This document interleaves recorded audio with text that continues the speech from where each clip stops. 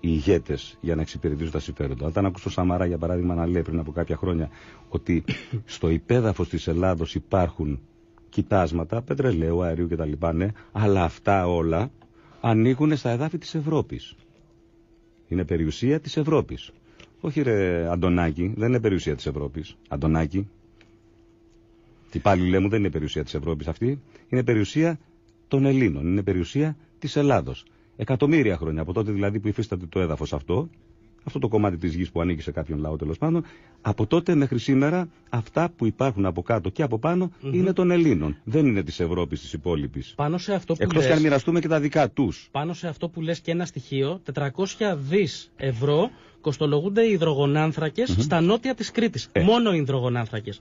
Που βγαίνουν μόνο εκεί. Δηλαδή, όταν αυτός που έκανε ούτε πετρέλαια, ούτε ορυκτός πλούτος, ούτε τίποτα. Ωραία. Εάν αυτό λοιπόν που σου λέει ο πρωθυπουργός που έκανε εσύ πρωθυπουργός σου, ότι όλα αυτά τα κοιτάσματα δεν ανήκουν σε σένα, τι σημαίνει? Ότι ποτέ σου δεν θα είσαι ελεύθερος. Δηλαδή ανήκουν σε άλλους, που συνεπάγεται ότι ποτέ σου δεν θα μπορέσει εσύ να τα εκμεταλλευτείς, να τα καρποθείς. Άρα μονίμως θα είσαι χρεωμένος. Ποιος σε χρέωσε? Αυτοί. Πώς σε χρέωσαν? Με πάρα πολύ έξυπνο και ύπουλο τρόπο. Γιατί σε χρέωσαν? Για να μην μπορείς ποτέ σου να είσαι ελεύθερος. Έλεγα λοιπόν ότι σκοπίμως σε χρέωσαν, ούτως ώστε να μην μπορείς να αποπληρώσεις, σε ψήνουνε, σε πείθουν ότι αυτά που έχεις δεν είναι δικά σου, δεν ανήκουν σε σένα, ανήκουν σε όλη την Ευρώπη, με συνέπεια να μην μπορείς να δώσεις πίσω τα ωφέλη, τις οφειλές, και σου παίρνουν το σπίτι. Ποιο είναι το σπίτι που έβαλες υποθήκη? Η πατρίδα μας.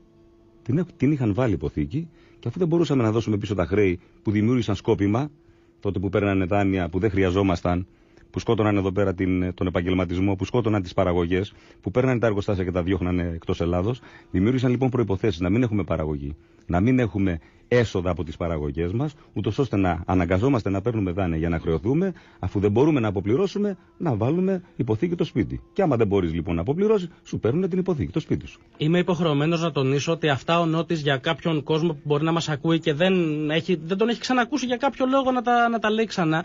Τα λέει μέσα από τα τραγούδια του, όσο κι αν κολακία μπορεί να φανεί αυτό, χρόνια πριν προκύψει κρίση, όταν ζούσαμε όλοι σε μια τεχνητή ευδαιμονία με τις κάρτες, τα δάνεια, τα σπίτια με τα δάνεια ακριβώς. Σε ψήρανε και σου λέγανε ότι αντί να πληρώνεις ενοίκιο, πάρε ένα δάνειο και θα δίνεις τα χρήματα που θα έδινες για ενοίκιο, θα δίνεις στην τράπεζα για το δάνειό σου και θα σου μείνει και το σπίτι. Και τραγούδια Νότι που δεν ήταν ποτέ εύπεπτα για το είδος της μουσικής. Να φέρω ένα παράδειγμα. Ναι. 1997, τραγούδι που λέγεται «Πατρίδα μου». Εκεί λοιπόν είπες τώρα για το Έλληνας, εγώ είμαι Έλληνας. Το «Πατρίδα μου» λοιπόν, επειδή είναι το μεγαλύτερο τραγούδι που έχω τραγουδήσει, εκεί μέσα επειδή είναι έργο, λέει ακριβώς ό,τι ήμασταν, ό,τι είμαστε, ό,τι έχει συμβεί. Τα λέει όλα. 1997. Ναι. Και τον τροπή σε όλους μας. 1997. Το ξυπνάτε ρε, τα πρόβατα, η αράχνη, τραγούδια τα οποία τα λες στις ζωντανές σου εμφανίσεις, και τολμώ να πω ότι αν άλλος καλλιτέχνης είχε την επιλογή να τραγουδήσει τέτοια τραγούδια, δηλαδή με κοινωνικό και πολιτικό μήνυμα, σε μία live εμφάνιση ή σε σειρά live ζωντανών εμφανίσεων. Καλά το είπες τώρα. Ναι, γιατί είδα πως με κοίταξες. Λοιπόν, δεν νομίζω ότι θα είχε την ίδια απήχηση. Δηλαδή, κατάφερες με ένα δικό σου τρόπο, σε εμάς που ερχόμασταν και σε βλέπαμε, αυτός ήταν ο σκοπός μου. Να το αντιμετωπίσουμε το πράγμα και λίγο διαφορετικά. Τις ανησυχίες μου δεν να τις περάσω και σε εσάς. Δεν χτυπούσε τον Τέφι να χορεύει ο κόσμος. Χτυπούσα και τον Τέφι. Με άλλο τρόπο. Στην ώρα του. Στην ώρα του, ναι. Όλα έχουν την ώρα τους. Δεν μπορεί δηλαδή, ας πούμε, εκεί που λέμε κάτι το οποίο έχει μια σοβαρότητα και μας αφορά όλους, να αρχίσουμε να χορεύουμε τσιφτετέλια. Αυτό δηλώνει ανοησία.